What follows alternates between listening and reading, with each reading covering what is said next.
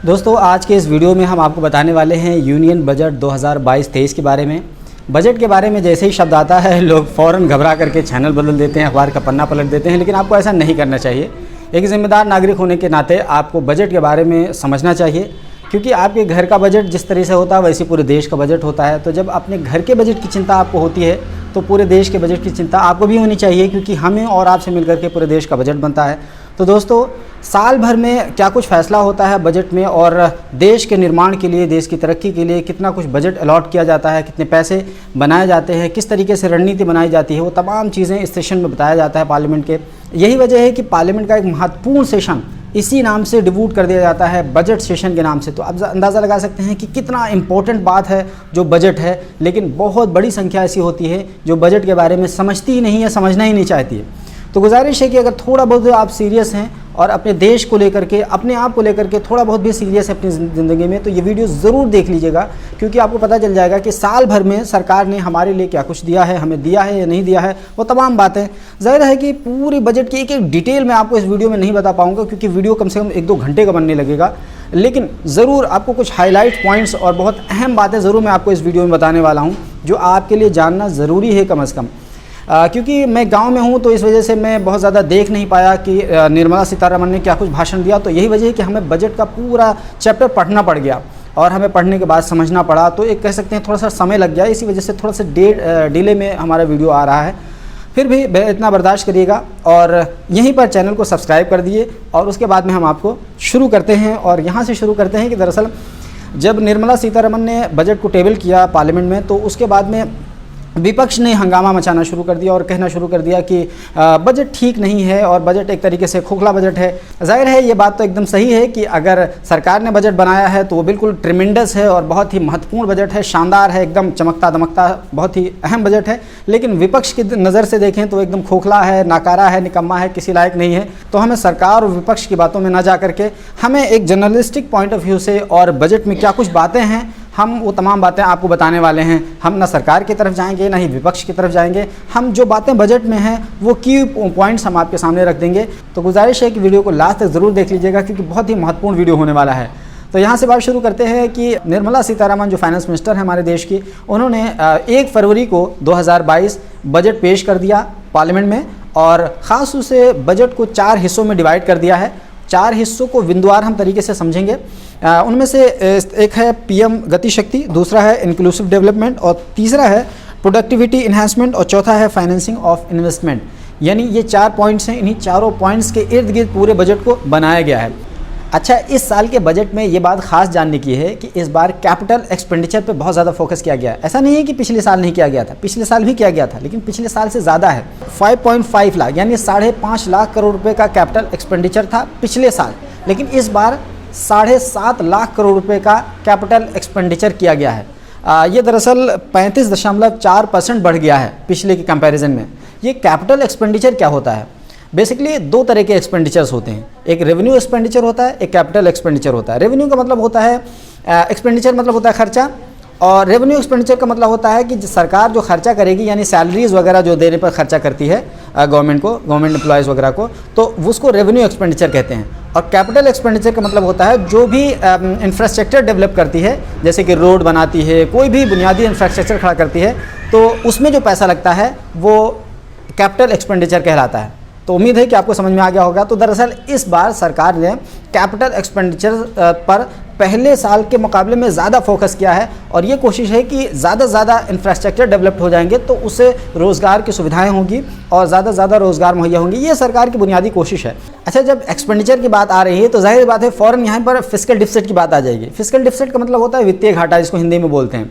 यानी इसका मतलब ये होता है कि आपने जितना पैसा कमाया है, अगर उससे ज़्यादा खर्च कर दिया तो वो फिस्कल डिफिसिट हो जाएगा। जैसे मान लीजिए कि हमारी आमदनी है 100 रुपये और हम खर्चा कर रहे हैं 120 रुपया, तो ये 20 रुपये क्या हो रहा है? ये घाटा हो रहा है ना, हमारे माइनस जा रहा है ना हमारा बजट।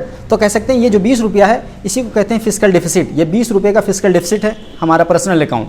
तो इसी तरीके से सरकार का भी अकाउंट होता है। तो सरकार मान लीजिए कमाती है जीएसटी वगैरह के ज़रिए से, टैक्स वगैरह के ज़रिए से और अदर सोर्सेज से जो कमाती है, मान लीजिए कमाती है 100 रुपया और वो खर्च कर देती है 120 रुपया, तो फिर वो सरकार के खाते में फिस्कल डिफिसिट 20 रुपया माना जाता है। इसको फिस्कल डिफिसिट कहते हैं, आसान भाषा में आपने समझ लिया। अब आइए बताते हैं फिस्कल डिफिसिट सरकार का कितना होगा और पिछले साल के मुकाबले में इस साल कितना फिस्कल डिफिसिट बढ़ जाएगा।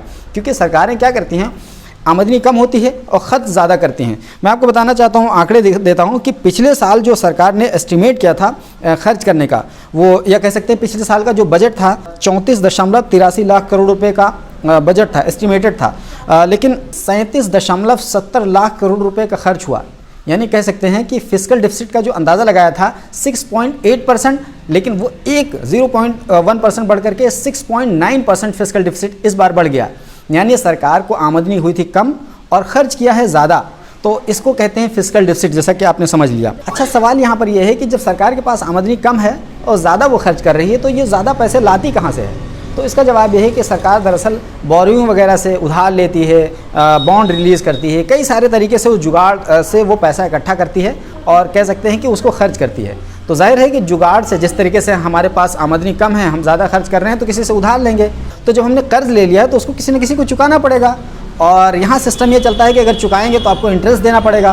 तो सरकारों का भी यही हाल है कि सरकारें जो बोरो करती हैं उनको फिर इंटरेस्ट के साथ चुकाती हैं। तो ज़्यादातर जो हिस्सा होता है वो पुराने इंटरेस्ट पर चला जाता है, यानी जो पुराना उधार लिया गया पैसा था उसको देने और उसका इंटरेस्ट चुकाने में अच्छा खासा पैसा चला जाता है। यह हर साल होता रहता है। यह सरकारों की कमी है, एक तरीके से ठीक बात रही है। जितनी आमदनी है उतनी ही खर्च करना चाहिए, जिसको कहते हैं जितनी चादर उतनी पैर फैलाओ। तो बहरहाल मैं आपको आंकड़े बताऊं कि टोटल एक्सपेंडिचर 2022-23 का कितना इस बार एस्टिमेट किया गया है। तो इस बार थोड़ा सा ज़्यादा एस्टिमेट किया गया है। इस बार 39 लाख करोड़ से अधिक है, यानी 39.45 लाख करोड़ रुपए का एस्टिमेशन है।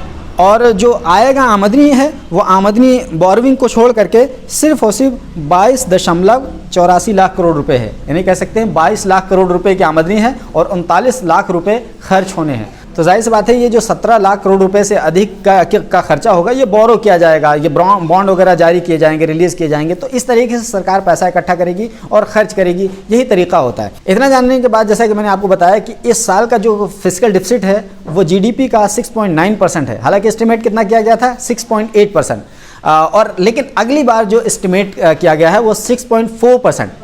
ये तो रही यहाँ तक बात कि आपकी आमदनी कितनी है, खर्च कितना होना है, फिस्कल डिफिसिट कितना है, यानी घाटा कितना जाएगा, ये तमाम बातें। अब आइए आपको यहाँ से आगे बताना शुरू करते हैं कि दरअसल सरकार ने पूरे एक साल के लिए किस किस तरह के प्रोजेक्ट्स बनाए हैं और क्या क्या कुछ नीतियाँ हैं, क्या प्लान्स हैं, वो तमाम बातें आपको बताने वाले हैं। अब इससे पहले कि हम उन तमाम चारों पॉइंट्स पर आएँ, आपको यहाँ पर ये बता दें कि दरअसल निर्मला सीतारमण ने अपने भाषण के दौरान ये बात कही है कि जिस तरीके से अमृत 75 कहा गया था ना कि 75 साल, अमृत 75 साल, अब इसको 800 कर दिया गया है। यानी अब 100 साल में आपके अच्छे दिन आएंगे। अभी तक ये कहा जा रहा था कि आज़ादी के 75 साल में आपके अच्छे दिन आ जाएंगे, और बार बार ये डेडलाइन दी गई थी कि 2022 यानी 2022 में सबको घर मिल जाएगा, 2022 में फार्मर्स की इनकम डबल हो जाएंगे, 2022 में हर घर पे पानी होगा। तो इस तरीके जो लुभावनी बातें कही गई थी, अब ये तमाम बातें पोस्टपोन करके 2047 तक कर दी गई हैं, यानी आज़ादी के 100 साल तक कर दी गई हैं। यानी धीरे धीरे देख लीजिए कि सरकारें कितनी होशियारी और चालाकी के साथ अपनी बातों को आगे बढ़ाती रहती हैं। अच्छा, यहाँ पर सरकार ने 14 सेक्टर में कुल 60 लाख नई नौकरियाँ पैदा करने की बात कही है। अच्छा, अब इसके बाद आइए हम आपको चारों पॉइंट पर बातचीत करने की शुरुआत करते हैं, और सबसे पहले शुरू करते हैं पीएम गति शक्ति पर। और पीएम गति शक्ति के अंतर्गत कई तरह की बातें कही गई हैं, और जिस तरीके से गति शक्ति के नाम ही से पता चल रहा है कि इसमें गति देने की बात है, तो उसमें क्या क्या चीज़ें शामिल हैं। उसमें रोड्स हैं, रेलवेज़ हैं, एयरपोर्ट है, पोर्ट है, मास ट्रांसपोर्ट है, वाटरवेज है और लॉजिस्टिक इंफ्रास्ट्रक्चर है। तो ये 7 चीज़ें हैं जिसमें गति देने की बात कही गई है। और इसके अंतर्गत मैं आपको बताऊंगा कि पीएम गति शक्ति का नेशनल मास्टर प्लान क्या है। तो 2022-23 के एक साल के अंदर 25,000 किलोमीटर रोड को एक्सपेंड किया जाएगा, बढ़ाया जाएगा, यानी हाईवेज़ के नेटवर्क बढ़ाए जाएंगे, और इसमें 2,000 करोड़ रुपए की लागत आएगी।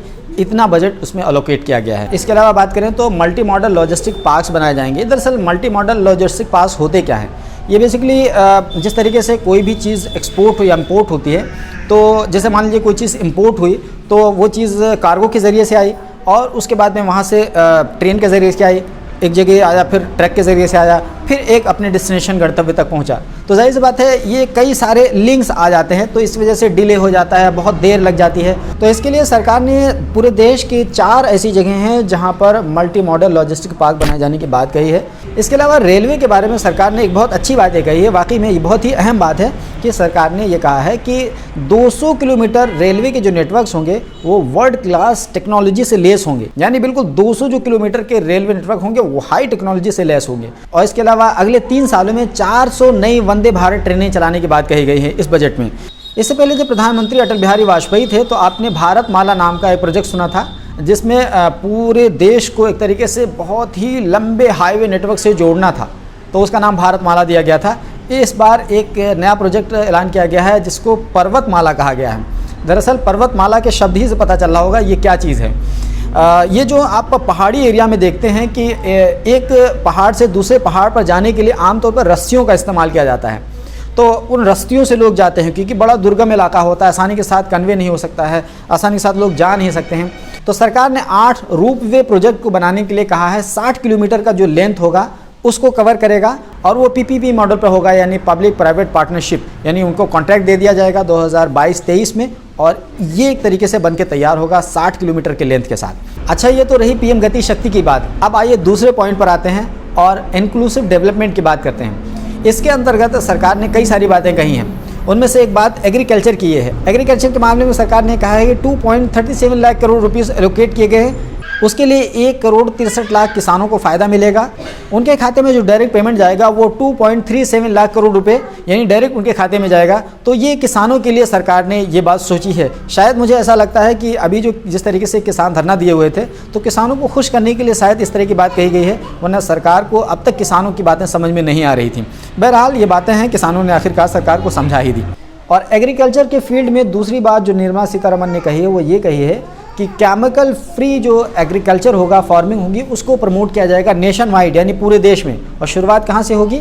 शुरुआत दरअसल गंगा नदी के दोनों तरफ 5-5 किलोमीटर के एरिए में यहाँ से शुरुआत करेंगे, फिर बाद में वो पूरे देश में कर देंगे। ये अहम इनिशिएटिव है भारत सरकार द्वारा। इसके अलावा एक केन बेतवा प्रोजेक्ट लाया गया है। केन बेतवा प्रोजेक्ट बेसिकली एक नदी है जो बुंदेलखंड के रीजन में बहती है। किसानों को उस नदी से सिंचाई का फ़ायदा पहुंचाने की कोशिश है सरकार की, और उसके लिए कितने हेक्टेयर यानी 9.08 लाख हेक्टेयर के किसान इससे फ़ायदा उठा सकेंगे, और उसके लिए सरकार ने 1400 करोड़ रुपए का बजट एलोकेट किया है। तो ये सरकार ने फार्मिंग सेक्टर में किया है, ये कह सकते हैं कि एक बड़ी बात है। इसके अलावा एग्रीकल्चर सेक्टर में सरकार ने एक बहुत अहम बात ये कही है कि ड्रोन के ज़रिए से असेसमेंट किया जाएगा, यानी देश के किस किस हिस्से में क्या क्या चीज़ें बोई जाती हैं वो सरकार को पता रहेंगी।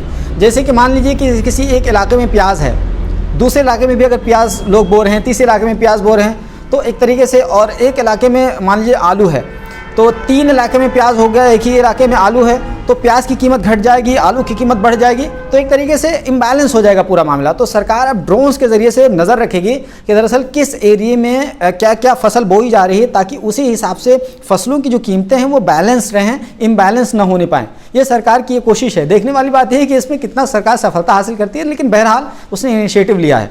और अब बात करते हैं MSME की। MSME जिसको बोलते हैं माइक्रो स्मॉल मीडियम इंटरप्राइजेज, तो इसके सिलसिले में भी सरकार में कुछ इनिशिएटिव लिए हैं। MSME में एक अहम बात ऐलान किया गया है कि दरअसल जिसको बोलते हैं ECLGS यानी emergency credit link guarantee scheme, उसके अंतर्गत 130 लाख MSMEs को एडिशनल क्रेडिट प्रोवाइड किया जाएगा। सरकार ने स्किल डेवलपमेंट की बात कही है, और स्किल डेवलपमेंट के मामले में सरकार ने ऑफलाइन ऑनलाइन हर तरीके से स्किल प्रोवाइड करने की बात कही है। जिस तरीके से पहले तो ज़्यादातर ऑफलाइन होता था, लेकिन अब ऑनलाइन पर फोकस किया है। बात जब ऑनलाइन की चली है तो इस सिलसिले में एजुकेशन कहाँ पीछे रहेगा।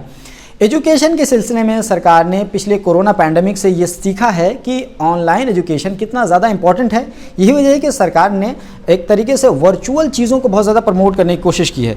आप इसमें देखेंगे तो एजुकेशन के सिलसिले में सरकार ने क्लास 1 टीवी चैनल, मतलब ये है कि 1 क्लास 1 टीवी चैनल, इसका मतलब ये हो गया है कि सरकार ने एक क्लास में एक डिजिटल टीवी चैनल लगाने की बात कही है, सेटअप करने की बात कही है, जिससे ऑनलाइन एजुकेशन को बहुत ज़्यादा बूस्ट मिले। इसके अलावा सरकार ने प्रोग्राम ऑफ PM ई-विद्या के अंतर्गत 200 टीवी चैनल्स नए लॉन्च करने की बात कही है। यानी एक तरीके से कह सकते हैं कि ई-लर्निंग पर बहुत ज़्यादा फोकस है सरकार का, और वर्चुअल हालत में बहुत ज़्यादा सरकार लोगों को लाना चाह रही है, ख़ासतौर से स्टूडेंट्स को। इसके अंतर्गत जो वर्चुअल लैब्स होंगे, स्किलिंग ई-लैब्स होंगे, और उसके अलावा कि क्रिटिकल थिंकिंग के बारे में प्रमोट किया जाएगा, स्किल थिंकिंग प्रमोट किया जाएगा, और कह सकते हैं कि एक लर्निंग एटमॉस्फेयर तैयार किया जाएगा ऑनलाइन। तो आप ये समझ सकते हैं कि जिस तरीके से आपने नई शिक्षा नीति में देखा था, तो नई शिक्षा नीति में यही सब बातें कही गई थी कि किस तरीके से ऑनलाइन को प्रमोशन दिया जाएगा, कुछ उसकी झलक इसमें देखने को मिल रही है और कुछ इसी तरह की बातें एजुकेशन के मामले में सरकार कह रही है।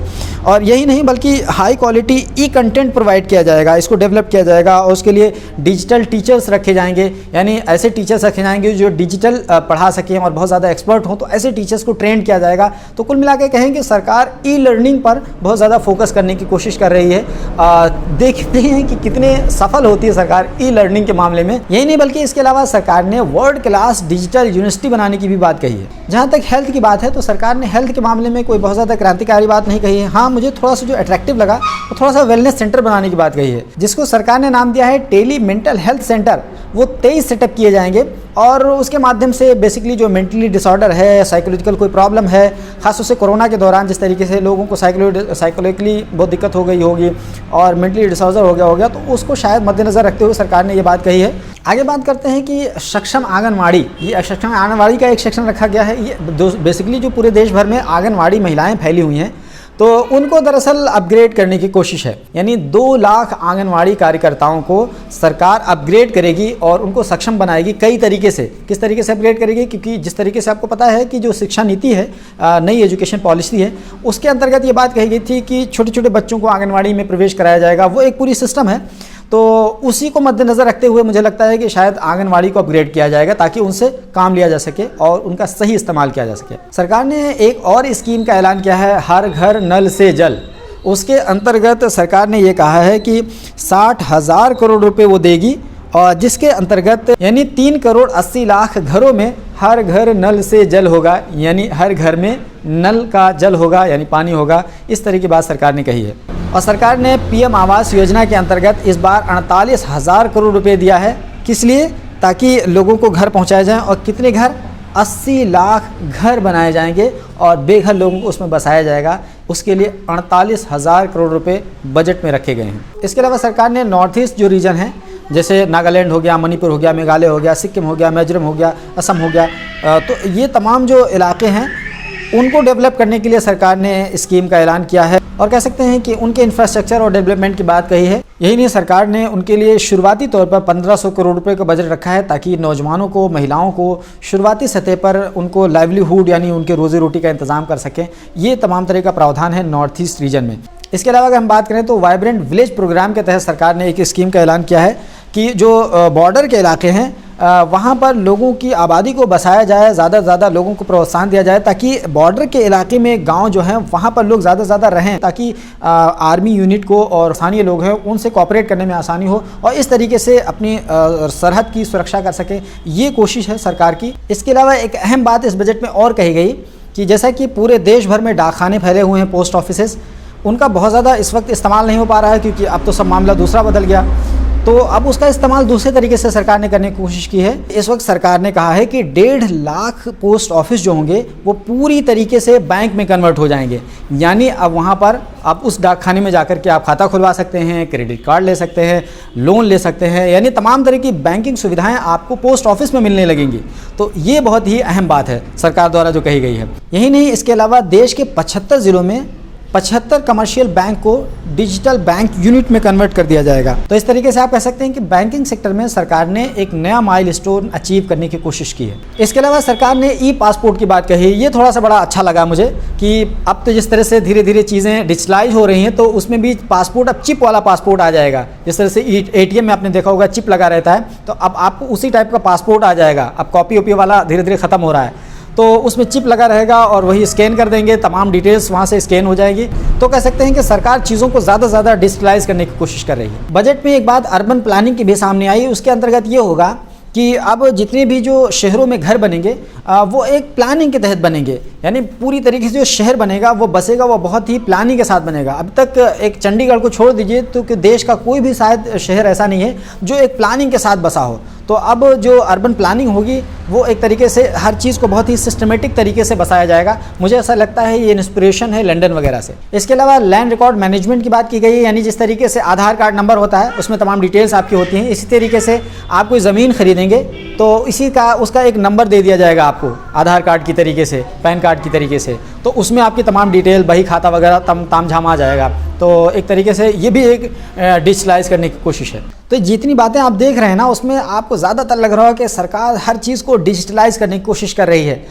यही कारण है कि 5G को बहुत ज़्यादा प्रमोट करने की बात कही गई है इस बजट के सेशन में, और इसके अलावा audio video visual graphic gaming वगैरह को बहुत ज़्यादा उसके सेटअप बनाने की बात कही गई है, उसको तैयार करने की बात कही गई है। तो हम ये कह सकते हैं कि सरकार ने डिजिटलाइज करने की ज़्यादा कोशिश की है। अब बात करते हैं डिफेंस के मामले में। सरकार ने बजट डिफेंस का थोड़ा सा बढ़ा दिया है, 10% बढ़ाया है।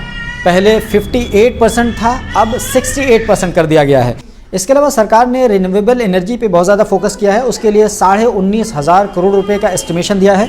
इसके लिए सरकार ने 2030 का डेडलाइन दिया है और इस डेडलाइन के अंतर्गत 280 गीगावाट का जो सोलर मॉड्यूल होगा वो तैयार किया जाएगा। सरकार ने इस बजट में एक इंटरनेशनल आर्बिट्रेशन सेंटर बनाने की बात कही है, यानी जैसे मान लीजिए कि विदेश की कंपनियां भारत में रहती हैं, तो अब इनका किसी तरह का कोई विवाद होता है तो इंटरनेशनल है मामला, तो इसको कौन सुलझाएगा, कैसे हल होगा। तो अब तक सिंगापुर जाना पड़ता था, तो अब सरकार की ये कोशिश है कि इसी देश में एक इंटरनेशनल आर्बिट्रेशन सेंटर हो ताकि विदेशी कंपनियों का कोई भी मामला हो यहीं पर उसका हल किया जा सके। इसके अलावा सबसे ख़ास और अहम बात यह है कि सरकार ने डिजिटल करेंसी को लीगलाइज करने की दिशा में एक कदम बढ़ा दिया है।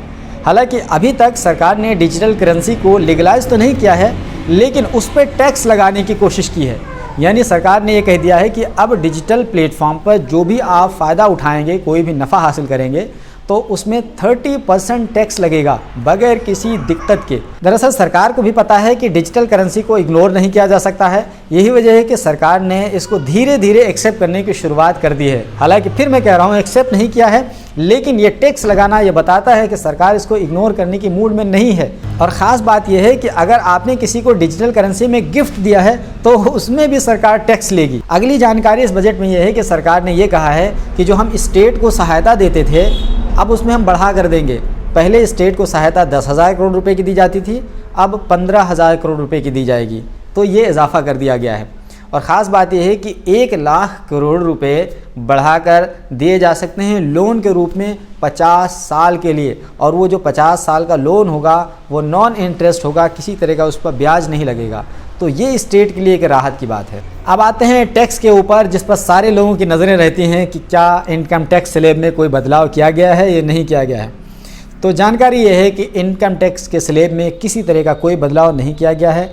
पिछले साल भी वैसे ही था, इस साल भी वैसे ही है, कोई छेड़छाड़ नहीं की गई है। तो दरअसल हमने इनकम टैक्स स्लैब का ग्राफिक बना रखा है, आप चाहें तो वीडियो पॉज करके उसको देखकर समझ सकते हैं। बुनियादी तौर पर टैक्स 2 प्रकार के होते हैं, एक डायरेक्ट टैक्स, एक इनडायरेक्ट टैक्स। डायरेक्ट टैक्स का मतलब होता है कि जो लोग इस टैक्स स्लैब के दायरे में आते हैं, यानी जिनकी इनकम 5 लाख से अधिक है, वो डायरेक्ट टैक्स के स्लैब में आ जाएंगे। उनको उनकी आमदनी के एतबार से पैसा देना पड़ेगा सरकार को सालाना। और इनडायरेक्ट टैक्स तो वो जो जीएसटी वगैरह होती है वो इनडायरेक्ट टैक्स के अंतर्गत आ जाता है। सरकार सबसे ज़्यादा जो पैसा कमाती है वो इनडायरेक्ट टैक्स से कमाती है, यानी 2/3 जो कमाती है, लगभग 65-62% सरकार इनडायरेक्ट टैक्स से कमाती है, और लगभग 1/3 पैसा जो कमाती है वो डायरेक्ट टैक्स से कमाती है। तो कह सकते हैं कि सरकार टैक्स से ही पूरा पैसा कमाती है, और जो भी काम करती है वो टैक्स से ही पूरा काम करती है। तो जो डायरेक्ट टैक्स होता है तो अमीरों की जेब से जाता है, और इनडायरेक्ट टैक्स जो होता है वो गरीब से गरीब तर आदमी की जेब से जाता है। यानी रिक्शा चलाने वाले, रेडी चलाने वाले, बीड़ी पीने वाले, कोई बीड़ी पीता है तो उससे भी टैक्स जाता है। जो भी पैकेट का सामान हम लेते हैं ना, सब में लिखा रहता है इंक्लूसिव ऑल टैक्सेस। तो कह सकते हैं जो भी चीज़ें आप खरीदते हैं डेली रूटीन में वो तमाम आप टैक्स पे कर रहे होते हैं, और बहुत सारे लोगों को पता भी नहीं होता है कि सरकार को हम टैक्स पे कर रहे होते हैं। तो यही वजह है कि सरकार से हमें हर चीज़ के जवाब का अधिकार है। सरकार से हम हर चीज़ जवाब तलब कर सकते हैं कि आप हमारे इस पैसे का कहाँ इस्तेमाल कर रहे हो, सरकार इसके मामले में जवाबदेह है। तभी तो RTI का कानून लाया गया था। और अब जब बात करते हैं सरकार की, और ख़ास तौर से मोदी सरकार की, तो ये बात बार बार कही जाती है मोदी सरकार के मामले में कि मोदी सरकार को अडानी और अंबानी चलाते हैं, यानी ये अमीरों की सरकार है। तो इस बजट में सरकार ने ये बात सिद्ध कर दी है कि वाकई में सरकार को अमीर लोग चलाते हैं। यही वजह है कि सरकार ने कॉरपोरेट के टैक्स में कमी कर दी है। आपको ये बात पता होनी चाहिए कि कॉरपोरेटिव सोसाइटी के टैक्स में सरकार ने 3.5% की कटौती की है, यानी पहले 18.5% देना पड़ता था और अब देना पड़ेगा सिर्फ 15%। तो सरकार एक तरीके से अब कह सकते हैं आप कि अमीरों की सरकार है, और राहुल गांधी की भाषा में कहे तो सूट बूट की सरकार है।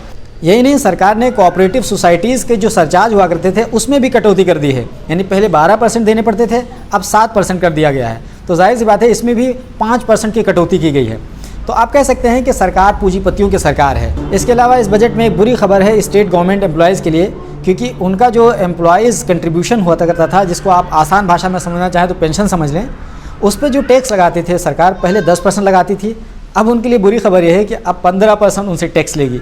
तो एक तरीके से कह सकते हैं कि उन एम्प्लॉयज़ के लिए थोड़ी सी बुरी खबर है, लेकिन वो फिर भी इसी सरकार को पसंद करेंगे, इसी सरकार को वोट देंगे।